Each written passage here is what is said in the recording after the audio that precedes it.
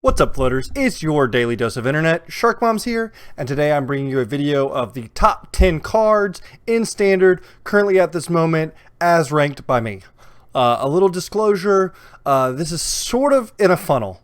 Like, it's kind of hard to explain because certain lists on these cards do need you to have other cards in your deck, but at the same time, it's like they don't necessarily have to be in the best decks to be the best cards. That should become apparent once I start going over the list. But first off, I just wanted to do some honorable mentions, things that didn't make the list. There will be no Jandis on this list. There will be no Imprisoned Felmaw. I thought that card was really good, but didn't quite make it. There will be no Brain Freeze. That's a big one that didn't make it. No Sethic. I think no Priest card. Oh, there is a Priest card. Whew, almost gave a bad spoiler there. But if you do like this video, make sure to like the video. If you want to catch me stream live, I do gameplay over at Twitch as sharkmoms_FM. And if you'd like to subscribe to see more content just like this, the link will be down, or it's down below. You can subscribe down below. But as always, I hope you enjoy. Shark Moms, XIXIX.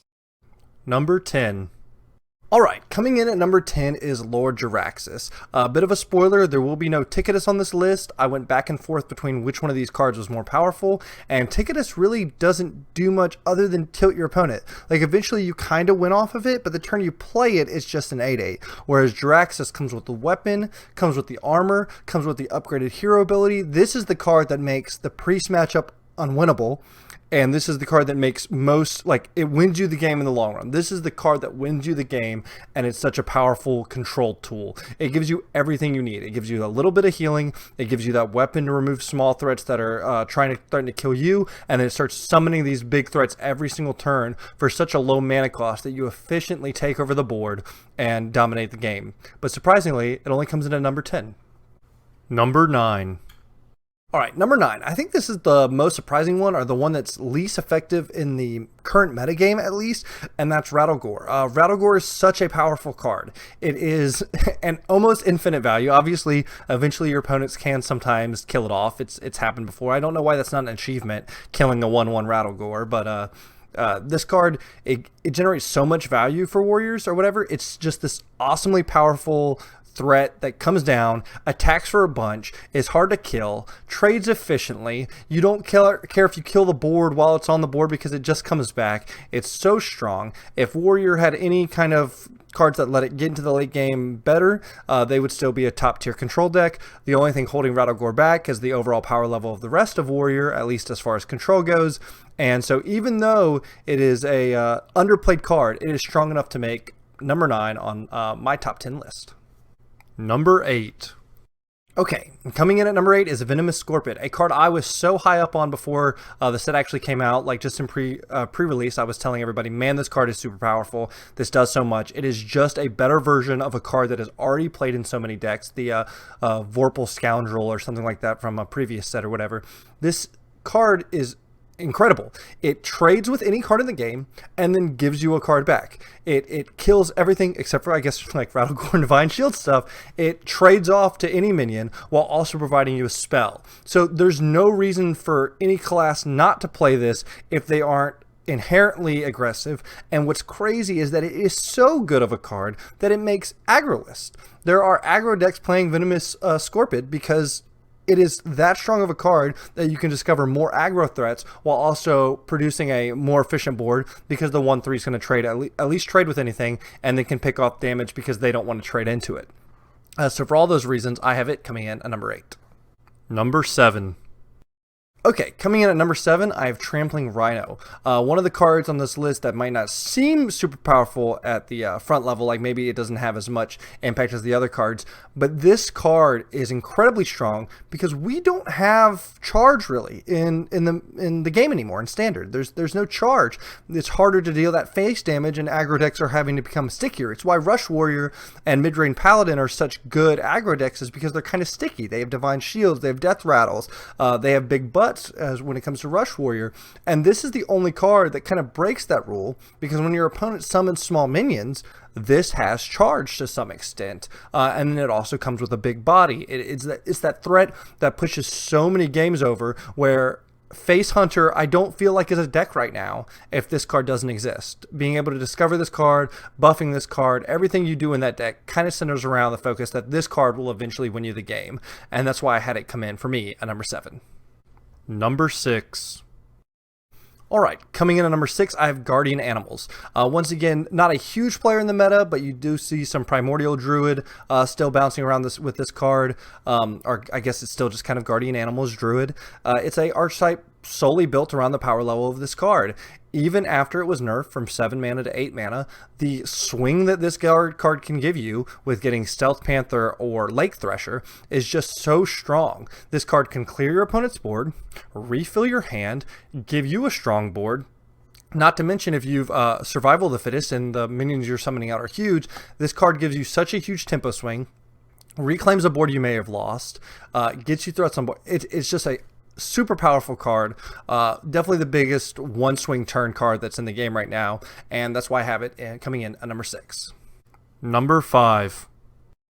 All right, coming in at number 5, Alexstrasza. This is the finisher for all aggro decks. Everything and mid-range decks. Every deck that is trying to kill their opponent through traditional methods of attacking is now playing this card. You can search it with Talon, usually for all your decks or whatever. And when you get your opponent low enough, you deal that last little punch, that deal 8. And every now and then, it heals you for 8. When you're in a aggro mirror and the turns are coming out and all of a sudden you're hitting pretty low, but you've kind of traded off the board and you give yourself that 8 health while sticking at 8/8, that can cause you to win the game as well. The flexibility of this card makes it super strong, super powerful, and one of the best cards in the game right now, and that's why I have it at number 5. Number 4. Okay, coming in at number 4, we have Crab Rider, the best minion in the game right now. Who would have thought that this little Murloc that decided to hop on a crab one day would be so powerful? But in the game right now, there's a decent amount of buffs. And like I said, it's in a funnel, so what if you couldn't buff it? It's still pretty strong. It trades with multiple low drops. It applies that damage over time. Usually out of a Crab Rider, if they don't deal with it, you're expecting to at least get 6 damage. And for a 2-drop, that's pretty good. And at maximum, you deal 30 with this one card on turns 4 and 5. It is insanely powerful. It's probably the most likely card on this list, I think, to be nerfed. I think it could probably hit to a 1/3. But even though I think it's the most likely to be nerfed, I don't have it as the most powerful. I just have it at number 4. Number 3. Coming in at number 3, Pot of Greed, or Refreshing Spring Water. Draw 2 cards. You play it, it's 0 mana, essentially, and it draws you 2 cards. If you've Incanter's Flowed, it ramps you, and you lose nothing. All you have to do is play a spell deck, and that's not too hard for Mage to do right now. They have a bunch of perks for just playing spells or whatever. And this card is a free draw 2 cards, which is insane because later in this list, sorry for the spoilers, there's a card that is also just a draw spell that is better than this card. But drawing 2 cards for free is broken in any game and will continue to be for the end of time. You're so ahead on resources, and this card is insane, as everybody kind of knew it was going to be going into the expansion. But that's why it comes in at number 3. Number 2. Okay, number 2. This is kind of a personal vendetta against this card, while also I honestly think it is this powerful. I think Hysteria is insane. It is a board clear a lot of the times for 3 mana. It swings you so much value in the aggro matchups and stuff, and aggro and mid-range is so prevalent on ladder right now that if you don't have a cheap removal spell, you will just die to getting swarmed so early. And Hysteria is 3 mana. It is essentially mass Hysteria most of the time. Sometimes you kind of get unlucky. Sometimes you have to play those coin flips. Sometimes you have to play it skillfully and knowing which minion to use it on. But it is so insane when you can kill a board of 5 minions with 3 mana. It is incredibly powerful, incredibly unfair feeling, and it makes playing Rush Warrior and Mid-Range Paladin and Secret Paladin feel kind of bad when you're queuing up against Warlock and Priest, because you're like, man, I have to play around Hysteria. I have to play around Hysteria. You spend every turn thinking, man, does this board lose to Hysteria? And sometimes, yeah, you play around it, but it sets you back too far. And then they get to ramp into their later turns and end up controlling the game. And so that power level, that mind power and the onboard power level is why I have Hysteria at number 2. Number 1. Alright, and then number 1, if drawing 2 cards for free is too broken, why not draw 4 for 1?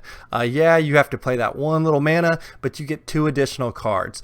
I don't know why they think that the fact that you get rid of your hand is a drawback. This card is just draw 4 cards. I mean, Rogue wants to play cheap spells anyways. That's just inherently always been kind of their strategy.